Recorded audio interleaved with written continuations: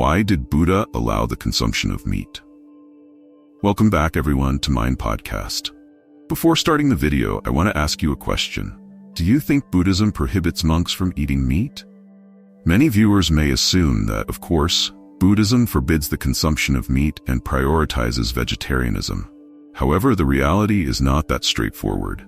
Only the monks of Chinese Buddhism are strictly prohibited from eating meat. In contrast, Tibetan lamas, Theravada Buddhist monks in Asia, and even monks in India, the birthplace of Buddhism, are permitted to eat meat. In Japan, monks can even marry and have children. So what is the reason behind this? And is it truly justified? Let's explore this in today's video. According to Theravada Buddhism, whether or not one practices vegetarianism depends entirely on the individual's choice. They believe that Buddhism does not emphasize the purity and sanctity of food, but rather the purity and sanctity of the mind. This issue is often fiercely debated, primarily by those following Mahayana Buddhism, which advocates for vegetarianism, and by those who discuss Buddhism based on the precept of non-harming, ahimsa. We need to understand that Theravada Buddhism, also known as the Southern School, still follows the practice of almsgiving, receiving food offerings, just as it was during the time of Buddha Shakyamuni. Buddhism encourages monks to renounce all worldly attachments. Once you become a monk, you must give up the pursuit of making a living. It is only by doing this that one can fully focus on practicing and attaining enlightenment. Monks do not engage in labor or production, but still need to eat to maintain daily energy. Therefore, the only way to live is through almsgiving, or in other words, begging for food. This is also a form of ethical practice followed by various schools of thought in India at the time. They believed that by giving alms to monks, people could form good karmic connections with all beings and foster a bond with the Buddha. There is an opportunity to perform acts of giving, almsgiving, to accumulate merit, which is why most people see Theravada Buddhist monks practicing almsgiving. When monks practice almsgiving for food, they are not allowed to request specific types of food from those offering, as one might do in a restaurant. Therefore, from the time of the Buddha until today, this tradition has maintained the practice of receiving whatever is offered. Secondly, Theravada Buddhism supports vegetarianism in a specific form known as threefold pure meat. This means there are 3 types of meat that monks are permitted to eat. First, meat from an animal they did not see being killed. Second, meat from an animal whose cries they did not hear during slaughter. And third, meat from an animal that they have no reason to believe was killed specifically for them. Monks who consume food under these conditions are not violating the precept of non-harming. This was established by the Buddha and is recorded in the Vinaya, monastic rules. It is said that while the Buddha was preaching, a monk named Devadatta proposed to the Buddha that all monks should be strictly vegetarian, prohibiting the consumption of any meat or fish. The Buddha straightforwardly rejected this proposal. The Buddha likely had practical reasons and took into account the social circumstances of the time. For example, vegetables were not abundantly cultivated in the northern regions of India in ancient times, especially during dry seasons when crops like vegetables and grains were scarce. Later on, in regions like Tibet, where livestock was plentiful but vegetables and fruits were nearly non-existent, strict vegetarianism would have posed significant challenges. This shows how far-sighted the Buddha was, able to foresee the future needs of humanity. From the Buddha's time until today, Theravada Buddhist monks have continued to live by almsgiving, receiving food based on the generosity and offerings of lay followers. If monks were to require only vegetarian food, it could unintentionally burden the lay people who provide them with daily meals. In reality, the majority of people in these regions take time each day to prepare food for offering to the monks, and only afterward do they cook for their own families. Most of these Buddhist families also follow a meat-inclusive diet, as has been the tradition since the time of the Buddha. Thus, Theravada monks accept and eat whatever is offered to them, including meat, as long as it falls within the threefold pure meat guidelines, as mentioned earlier. Regarding the monastic code, Theravada Buddhism prohibits monks from receiving alms in the form of money. As a result, they cannot buy food or choose what they eat. Even if they wish to be vegetarian, they are entirely dependent on the alms offered to them by villagers or lay followers. Even when meals are prepared in the monastery, the ingredients used are those donated daily by the lay people. In contrast, Mahayana Buddhism, especially in China, does not accept this form of eating. They believe that a strict vegetarian diet is necessary, and monks should abstain entirely from meat and fish, consuming only vegetables, fruits, and beans. Why is there such a difference between Theravada and Mahayana Buddhism? This difference can be traced back to an emperor from ancient China named Xiaoyan, also known as Emperor Wu of Lian, who ruled during the Southern Dynasty's period. Emperor Wu was a devout Buddhist who contributed significantly to the spread of Buddhism. During his reign, he built hundreds of temples to promote the religion. Moreover, Emperor Wu himself renounced the throne 3 times to become a monk, dedicating himself to chanting and reciting Buddhist scriptures to seek blessings for his people. Emperor Wu was a devout follower who is said to have read almost every Buddhist scripture. His favorite was the Shorangama Sutra, in which the Buddha teaches that those seeking true concentration, samadhi, should aim to transcend worldly attachments.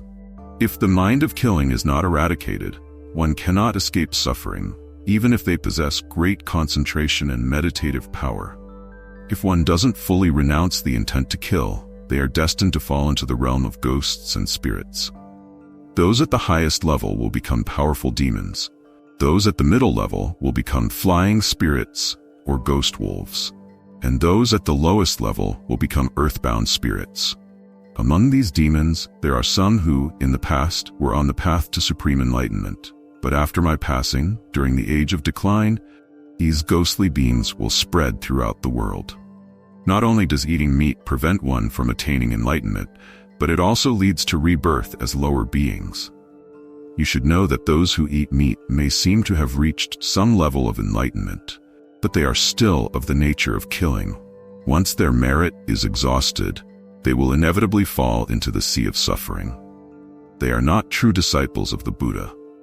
Such people harm and consume one another, perpetuating the cycle of killing and consumption, making it impossible to escape from the cycle of reincarnation. This is why Emperor Wu of Lian advocated for the complete removal of meat and alcohol from his imperial court. His ideals had a profound and lasting influence on Chinese society, and they greatly persuaded Mahayana Buddhist monks to prohibit meat consumption and alcohol even today. In my personal opinion, whether one follows Theravada or Mahayana Buddhism, the purpose of vegetarianism is to cultivate compassion, reduce anger, and observe the precept of non-harming. It encourages us to value the lives of all beings. When one possesses compassion, they naturally cannot bear to kill. Many people reflect on the cruelty involved in killing animals and have abandoned their desire for meat and fish, choosing instead to become vegetarians.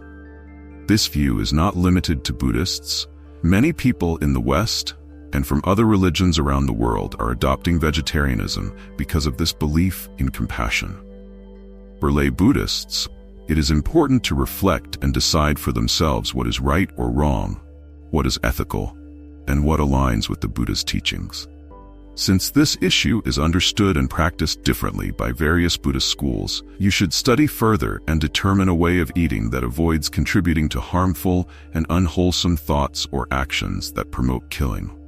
In summary, according to the Theravada Buddhist perspective, you can choose to be vegetarian, or if vegetarianism is financially or practically difficult, you may continue to consume meat without holding the intention to kill or contribute to killing, while still maintaining virtuous Buddhist conduct. From the Mahayana Buddhist viewpoint, ordained monks are strictly required to follow a vegetarian diet consisting of vegetables, plants, and fruits. For lay Buddhists, if they are able to maintain a vegetarian diet for their health and convenience, it is highly commendable. If not, lay practitioners are encouraged to observe vegetarianism on specific days, such as the 1st and 15th days of the lunar month, or during significant festivals, to cultivate compassion toward all beings. However, it is important not to assume that simply being vegetarian automatically makes one a good Buddhist. In Buddhism, Vegetarianism cannot substitute for other forms of practice, such as following moral precepts and ethical conduct, as mentioned earlier. Buddhism emphasizes living according to the precepts and practicing mindfulness to purify the mind, which is what truly generates good karma and blessings. For instance, there are many people who are lifelong vegetarians, but when it comes to personal benefits or challenges, they can still become angry and engage in negative thoughts and actions against others. An example is of a vegetarian who, in a fit of anger, killed a dog that bit their young child. Meat-eating Buddhists often argue that even the Buddha himself ate meat when it was offered to him by others, yet he attained enlightenment. This suggests that vegetarianism is not the sole path to spiritual progress. When we consume meat, we are indirectly responsible for the death of an animal. However, even as vegetarians, we may still contribute to harm in other ways. For example, farmers tilling the land disturb ecosystems, impacting insects and small animals. They also use pesticides which kill many insects to grow the crops that vegetarians consume. Many animals and insects rely on plants as their habitat, and cultivating crops for human consumption also affects their survival. Ultimately, vegetarianism is often chosen because plants are perceived as less sentient than animals, but the broader impact on ecosystems should also be considered. But is it accurate to say that plants communicate in their own way? They require water and sunlight to survive, their seeds are alive, and their flowers are their means of reproduction. The Buddha taught that there are millions of living beings in a single glass of water. So why do vegetarians drink it? Do these microorganisms enjoy living inside our bodies? Of course, they do not. We impose such conditions because we need to survive. According to the Buddhist teachings, both vegetarians and meat eaters can reach a state of purity. The key lies in the quality of the mind, not in one's diet. Many Buddhists are deeply concerned about not eating meat, but they do not pay as much attention to changing their selfish, dishonest, cruel, or envious habits. Changing one's diet is easy, but changing the mind is much harder. Whether you are vegetarian or not, remember that purifying the mind and attaining a state of inner stillness, unaffected by external circumstances, is the most important aspect of Buddhism. This modern interpretation of Buddhism can be seen clearly in Japan, known as the land of the rising sun.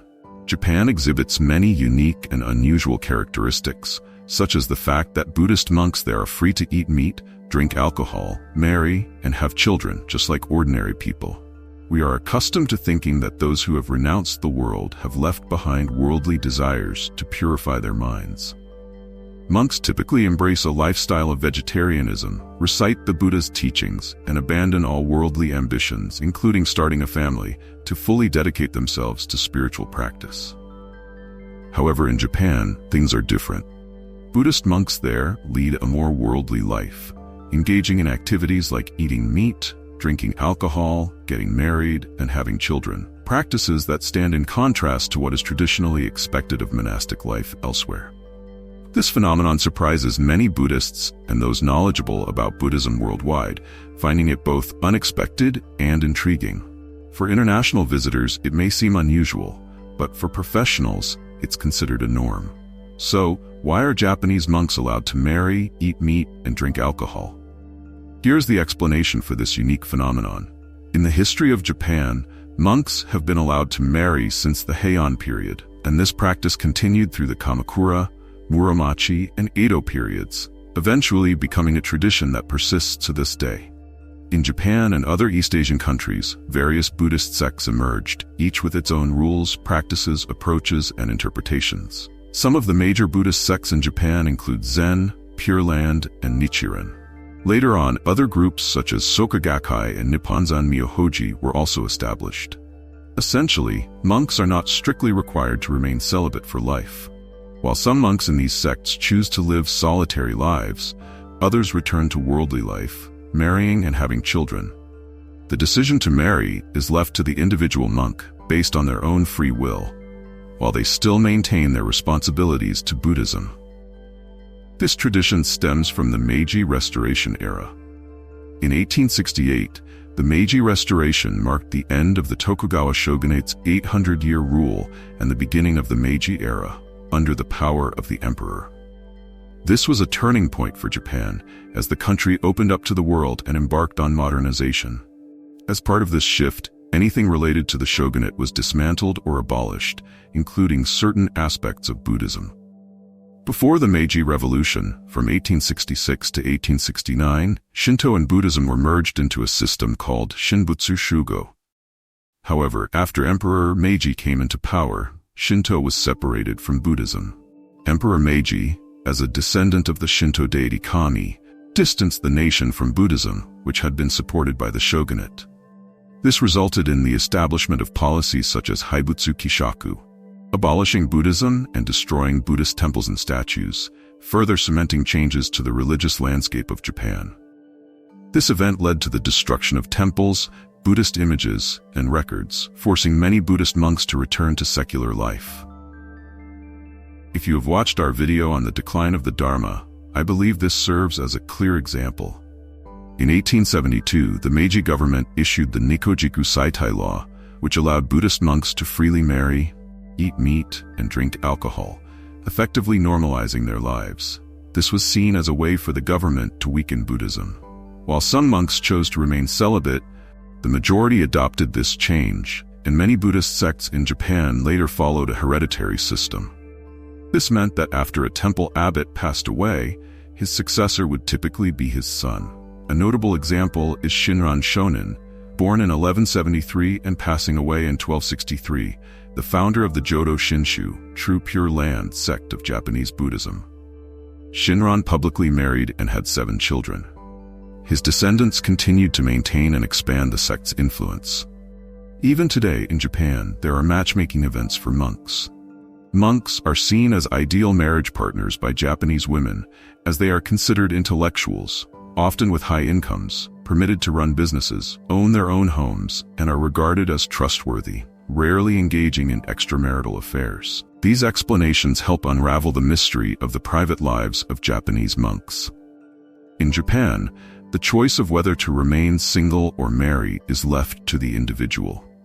As long as practitioners keep their hearts focused on the Buddha, that is considered sufficient. As Shinran, the founder of the Jodo Shinshu sect, is quoted as saying, "If expressing your faith in the Buddha is easier alone, then remain single. But if it is easier to do so with a spouse, then it is better to marry." This flexible perspective reflects the modern approach to Buddhism in Japan, where the focus remains on inner faith rather than strict adherence to monastic celibacy.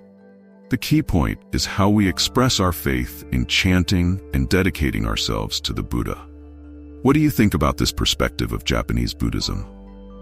Feel free to share your thoughts in the comment section below. An interesting fact is that a monk can even combine Buddhism with music to convey messages in a more engaging way. For example, a Japanese monk went viral for singing Buddhist mantras in a rock style. This monk, Kankyo Yakushiji, recently gained online fame for his rock rendition of the Heart Sutra and the Great Compassion Mantra. Born in 1974 in Imabari, a city in Ehime Prefecture, Japan, his father was the abbot of Kaizenji Temple.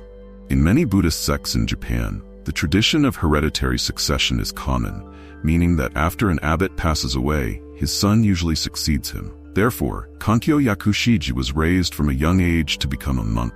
As a child, Kankyo loved rock music, and at 20, he rebelled against his family's tradition and formed his own band to pursue his artistic dreams. "Music was my escape," he said. His early songs had a pop or folk influence and were mainly about family, friends, and his hometown. At 27, his band signed with a major record label. However, transitioning from being independent musicians to working in a professional environment left the band feeling lost. They no longer knew what message they wanted to convey and gradually lost their passion for singing.